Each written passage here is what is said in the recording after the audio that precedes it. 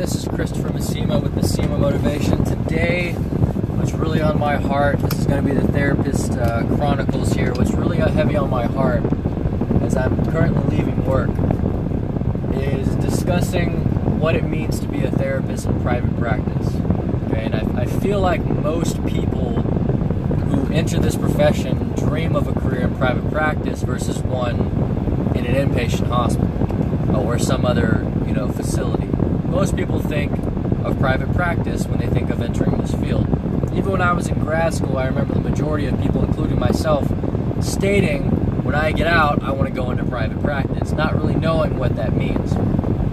So what really got me on this today, on this topic, really thinking about this as I drive home from work, is there are a lot of cons to private practice that I think most people don't know, both as the therapist and professional, and those who go to a private practice as a client that I feel like need to be aware of this information as well.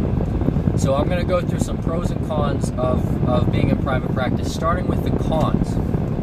So one issue from a therapist's perspective of being in private practice is, for the most part, there are salaried positions, but for the most part, your pay is dictated by people coming through the door.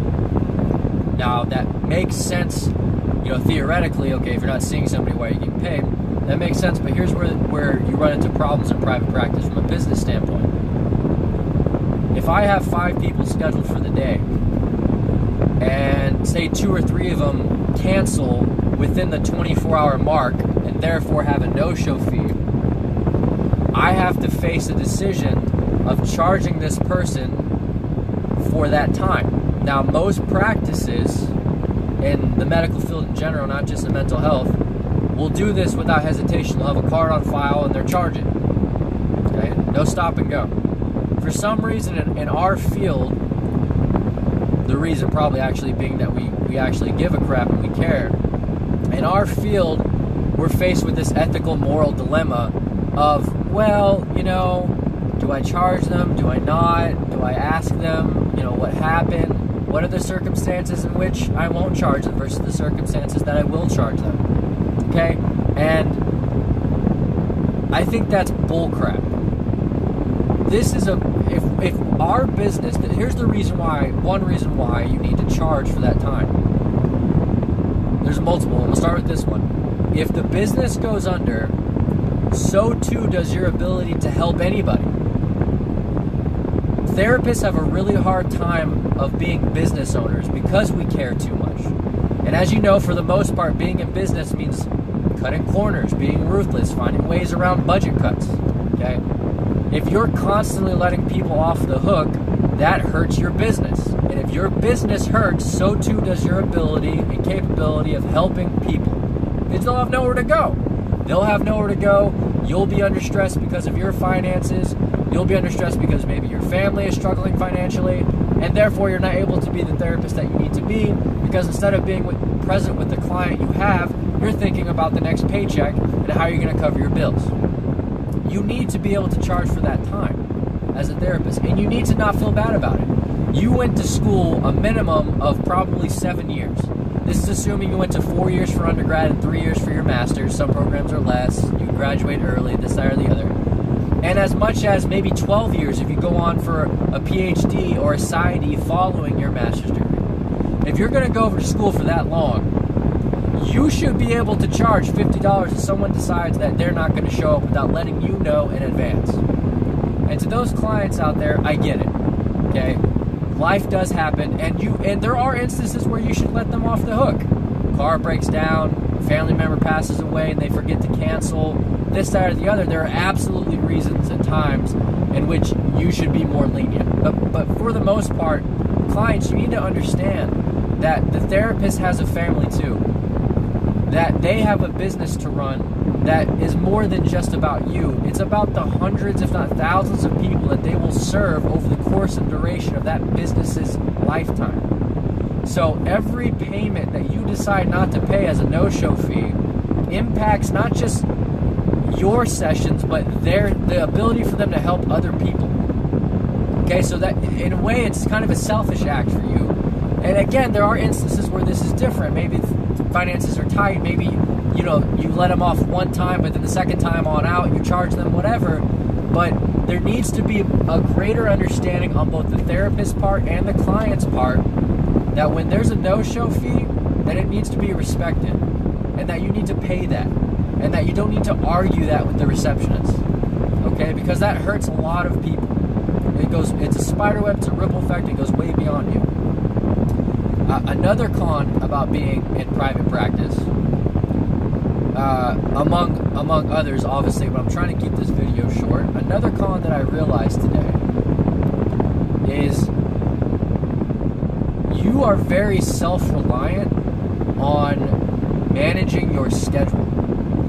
Even if you have a receptionist or a office manager, you'll find that, especially as the practice gets larger and you have more employees, that you end up doing that job for yourself a lot of the times, okay?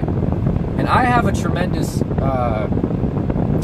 she's terrific, our office manager, but I find myself having to do that a lot. And among other reasons why that's an issue is, one, it takes away time from you preparing for your treatment plans and your clients. Two, it forces you into scheduling situations with parents and with clients where communication can get foggy and muddy. Okay? I can't tell you how many times I've had a parent or a client say to me, I thought we were scheduled for blankety blankety. No, I have an email right here stating this, that, or the other. It is very difficult to be a therapist who writes treatment plans, who does case notes, who administers psychological evaluations, who scores psychological evaluations, who writes psychological evaluation reports, and who also schedules and makes phone calls and checks in people at the front. There's going to be a lot more to being in private practice than most therapists think. Even if you do have a office manager, it's a very difficult situation to be in, and there's more hats that you have to wear. On the client's end, it's very important that the client understands that the therapist does more than to sit with you for 45 minutes to an hour and then sees you again next week. We have to prepare for the following session. We have to, depending on how large our caseload is, remind ourselves of what we're working on, the past goals, how far we come on those goals, where are they at currently, status-wise. We have to prepare these things. We have to write case notes, and oftentimes I find myself staying late after work, having to do all of these things, or coming in early, having to do all of these things. It goes well beyond the 45 minutes to an hour that we're actually sitting with somebody. So when you get upset or frustrated with a therapist talking to you, the clients, you need to understand that they have the emotional toll, the business toll, they have their own families, they have their own life, they have their own stressors. And while it is our job, I get it, it's your job to be there for people. You should be good at that. I do agree with that, but we too are still people. And while we may be better at coping with situations, we're still human. And even Superman needs Lois Lane. Everybody needs support, and everybody's going to crumble from every now and then they're going to have struggles. So you need to understand and be a little more receptive to the therapist schedule, because I'm assuming they're being receptive to you and they're trying. But there's only so much that a therapist can do. So I'm actually going to cut it short there. I didn't get to any of the pros. I also didn't get to all the cons I wanted to talk about. But I'm pulling up here, so I'm going to cut it off here. I'm trying to keep these videos short. If you guys have anything you want me to talk about, you can always email me at Christopher Missimo, Christopher Christopher, Missimo is MISSIMO @gmail.com. That's my work email. If you guys want me to talk about anything, or if you know somebody who needs some help and they want to get in touch with Psychological Services in North Texas, which is the practice that I work at, have them give us a call. Have them contact me. You can also go to psntdocs.com, which is our website.